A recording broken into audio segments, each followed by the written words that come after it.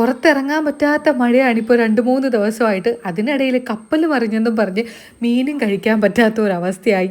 നമ്മുടെ ഒരു ഗതികേട്. അവിടെ നിന്ന് ഇവിടെ വന്നപ്പോൾ ശരിക്കും മീൻ കഴിക്കാമെന്നൊക്കെ വിചാരിച്ചിട്ടാണ് വന്നത്. ഇനി 2-3 ദിവസമൊക്കെ കഴിയുമ്പോൾ റെഡി ആവുമായിരിക്കും. എത്ര മഴയായിരുന്നാലും ചോറൊക്കെ പുറത്ത് വിറകടുപ്പിലേ വെക്കാറുള്ളൂ. അതൊക്കെ വാർത്ത് ഇവിടെ കൊണ്ടുവച്ചു. പിന്നെ തോരന് വേണ്ടിയിട്ട് ചക്കക്കുരു, ചക്കപ്പൂഞ്ച്, അങ്ങനെയാണ് ഇവിടെ ട്രിവാൻഡ്രത്ത് പറയുന്നത്. നിങ്ങളുടെ അവിടെ എങ്ങനെയാണെന്ന് എനിക്കറിയില്ല കേട്ടോ. പിന്നെ വാഴക്കയും വള്ളിപ്പയറും കൂടെ മെഴുക്കുരട്ടിയും കൂടെ വെക്കാമെന്ന് വിചാരിച്ചു. പിന്നെ ഈ ചക്കപ്പൂഞ്ചും ചക്കക്കുരുവും കൂടെ നമ്മുടെ കുക്കറിലോട്ടിട്ട് ലേശം മുളക് പൊടിയും മഞ്ഞൾപ്പൊടിയും ഉപ്പും കൂടി ഇട്ട് കുറച്ച് വെള്ളം ഒഴിച്ച് അങ്ങനെ വേവിക്കാനായിട്ട് വെച്ചു.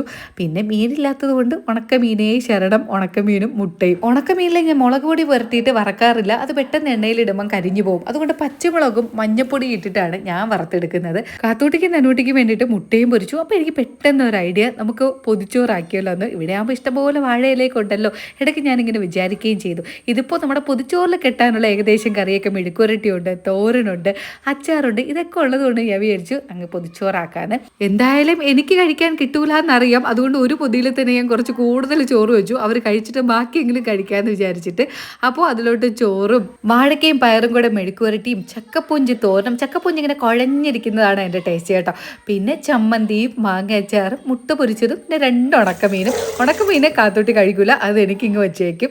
പാചകം തുടങ്ങിയപ്പം പൊതിച്ചോറിൻ്റെ കാര്യം ഓർത്തതേയില്ല. അവസരമാണ് ആ ഒരു ഐഡിയ കിട്ടിയത്. എനിക്കിപ്പോൾ തന്നെ കൊതിയാവുന്നു. ഇനി കെട്ടി വെച്ചിട്ട് എത്ര നേരം നോക്കിയിരിക്കണോ എന്തോ. അങ്ങനെ ഒരാളുടെ പൊതിയൊക്കെ ഏകദേശം റെഡിയാക്കി. ഇനി അടുത്തൊരാളും കൂടെ ഉണ്ട്. കെട്ടിയില്ലെങ്കിൽ ആകെ പ്രശ്നമാണ്. തനുക്കുട്ടിക്ക് വേണ്ടിയിട്ട് ഞാൻ ലേശം കറികളൊക്കെ വെച്ചിട്ടുണ്ട്. പൊതിച്ചോറിലായതുകൊണ്ട് കറിയൊക്കെ കുട്ടിയൊക്കെ കഴിച്ചോളും. ആദ്യം പപ്പടം വയ്ക്കാൻ മറന്നുപോയി. രണ്ടാമത് പപ്പടവും വെച്ച് പൊതിഞ്ഞ് കെട്ടി ഇനി നോക്കിയിരിക്കും.